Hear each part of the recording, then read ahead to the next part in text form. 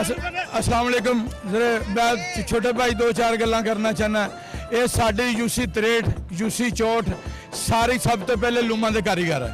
दूसरी गल है सारे रंगसाज है। ये मजदूर तबका वा सब तो पहले तो मैं गौरमेंट नूं निहायत काबिले तराम है पूछना चाहता भी इन्होंने वो टैक्स किस गल ते लाई जा रहे। ये बेचारे दिहाड़ी लाने जाते अगों फैक्ट्रियां बंद दिहाड़ी भी नहीं लगती। बिल इन्होंने कित्थों उतारने। बच्चियां ने घर मेरा मतलब समान बेच के बिल तारे पिछली दफा ऐतका फिर उन्हें आ गए। लिहाजा मैं रिक्वेस्ट करना चीफ ऑफ आर्मी स्टाफ में सब तो पहले कि जेड़ा ये 24 करोड़ अवाम का ना लैके या 22 करोड़ अवाम का ना लैके वो पैसे ला गए MF वालों को पैसे कितने गए। वो पैसे ना साढ़े तो लैके सानू ओहदा की फायदा है। मैं ये फायदा पूछना चाहना।